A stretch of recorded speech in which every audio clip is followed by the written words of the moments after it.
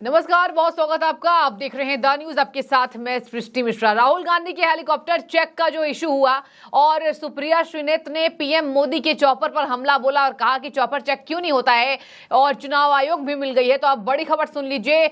अभिषेक बनर्जी ममता बनर्जी के भतीजे, टीएमसी के दिग्गज नेता है और बहुत कम उम्र में राजनीति में बहुत बड़े पद पर है। जाहिर सी बात है, ममता बनर्जी की वजह से उनके भी हेलीकॉप्टर को यहाँ पश्चिम बंगाल के फ्लाइंग क्लब में चेक किया गया। तो अब फिर क्या था, भड़क उठे। आपको बता दें, लीगल एक्शन लेने जा रहे हैं और वो एक बार फिर से बीजेपी पर हमला बोलते नजर आए हैं। चलिए पूरी खबर जान लेते हैं। और इस पर टीएमसी की लीडर ममता बनर्जी ने भी बड़ा बयान दिया है और हेलीकॉप्टर चेक पर पीएम मोदी पर जमकर निशाना साधा।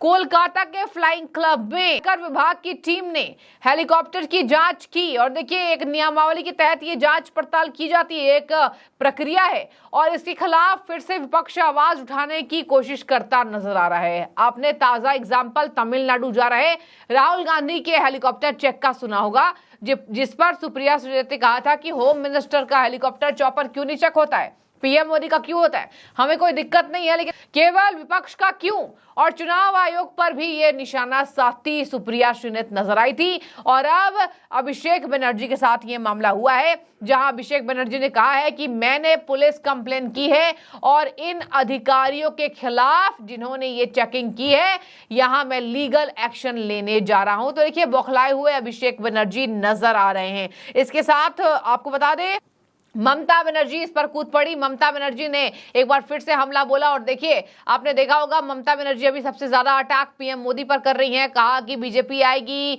तो आपको सुबह में गौमूत्र और खाने में गोबर दिया जाएगा और आपके पूरे लाइफ स्टाइल पर कब्जा करेगी। यही नहीं, लोकतंत्र का खात्मा कर देगी, बीजेपी नहीं आनी चाहिए।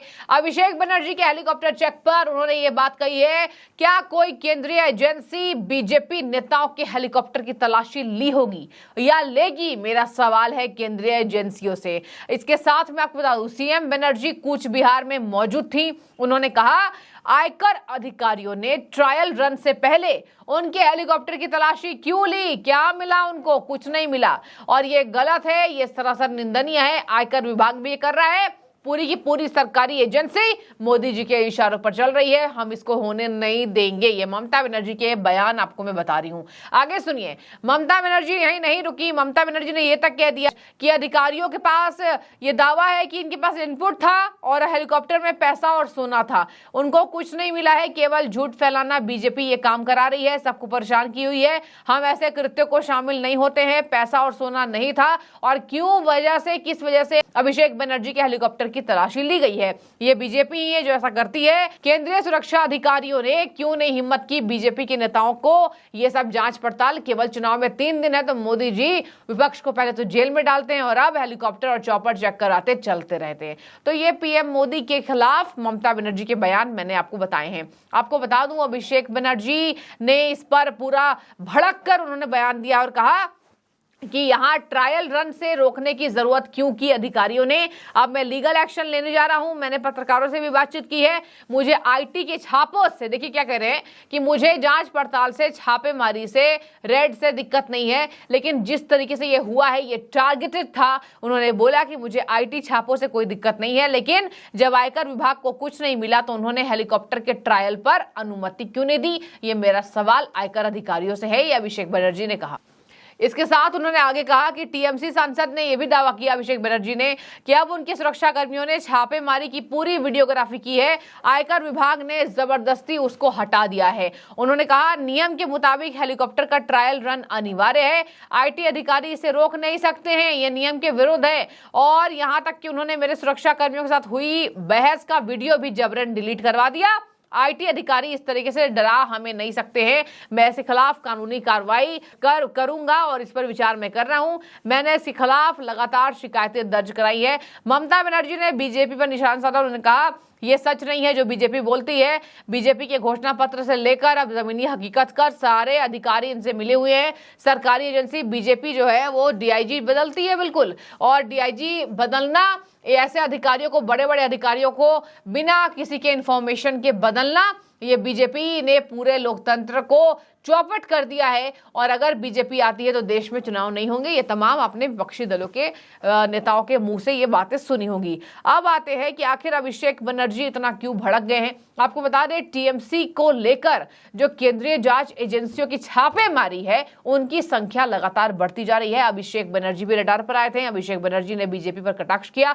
इसके साथ मैं आपको बता दूं, अगर बातचीत करें तो बीजेपी ने अपने उम्मीदवारों को उतारकर एक यहां सिक्सर खेलने की कोशिश की है। जहां आपको बता दें कि अभिषेक बनर्जी की बात करें तो अभिषेक बनर्जी के खिलाफ भारतीय जनता पार्टी ने अभिजीत दास को मैदान में उतार दिया है, उसकी घोषणा हो चुकी है। अब ऐसे में अभिषेक बनर्जी उस पर भी भड़के कि अभिषेक ने बीजेपी पर कटाक्ष करते हुए कहा कि आपने वहां पर देखिए गृह मंत्री पर निशाना साधते नजर आए। कह रहे हैं अगर आपको कोई सीट पर नहीं मिल रहा था तो आपने अमित शाह को क्यों नहीं टिकट दे दिया। अब देखिए अमित शाह को टिकट देने की ये बात कर रहे हैं। मतलब देखिए एक होता है ना कि एक लिमिट होती है बोलने की, लेकिन यहाँ टारगेट करना, अभिषेक बनर्जी ने अपने उम्मीदवार जिस खड़ा किया बीजेपी ने उसके खिलाफ बोलना और आने से पहले, चुनाव लड़ने से पहले, ये दिखाता है कि टीएमसी को इस बात की बौखलाहट है कि आने वाले समय में और भी इनकम टैक्स की रेड या फिर टीएमसी सांसदों के ऊपर जो शिकंजा कसा गया, इनके नेता जेल में बंद है, आने वाले समय में और लिस्ट लंबी है। और देखिए पीएम मोदी ने कहा कि तीसरे टर्म में अगर वो रिपीट में आए, जो कि उनका पूरा आश्वासन है, तो हमने और भ्रष्टाचार के खिलाफ शिकंजा हम कसेंगे। तो पीएम मोदी पर ममता बनर्जी भड़की थी और कहा था ये देखिए क्या कह रहे हैं, इनको शर्म आनी चाहिए।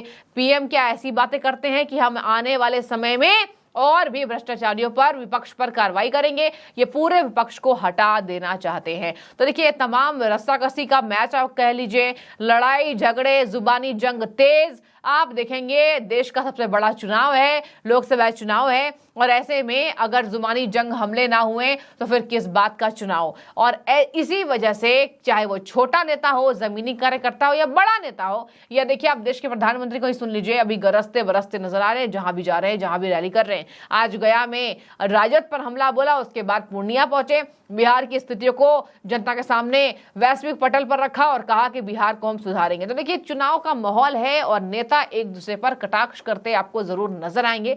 फिलहाल अभिषेक बनर्जी के ऊपर जो जिस तरीके से लगातार जांच पड़ताल हुई, उससे पूरी टीएमसी और टीएमसी के मेन लीडर्स आके प्रेस कॉन्फ्रेंस करते नजर आए और कह रहे हैं ये जो चुनाव आयोग करा रहा है, ये किसके इशारे पर करा रहा है हमें पता है। देखिए अधीर रंजन चौधरी ने भी बीते दिन अभिषेक बनर्जी पर तीखा हमला किया था। अभिषेक बनर्जी को कांग्रेस भी देखिए पसंद नहीं करती है और कांग्रेस पार्टी खुद टीएमसी को वहां सत्ता से उखाड़ना चाहती है। लेकिन अगर सर्वे की बात करें तो वहां पर बीजेपी को इस बार कहीं ना कहीं 40 से ज्यादा % वोट मिलने के जो अनुमान है वो लगाया जा रहा है। सर्वे जो बता रहे हैं कि टीएमसी के बिल्कुल बराबर बीजेपी पहुंच गई है, जो कि पिछले विधानसभा चुनाव से बिल्कुल अलग है। और पिछले बार के चुनावों से इस बार का चुनावी जो माहौल है बीजेपी के पक्ष में पश्चिम बंगाल में ज्यादा नजर आ रहा है। तो अभिषेक बनर्जी ने जिस तरीके से कहा है बीजेपी की 12वीं लिस्ट में उम्मीदवारों को जो जगह मिली है, इसके साथ अभिषेक बनर्जी ने अपने सामने उतरे फील्ड पर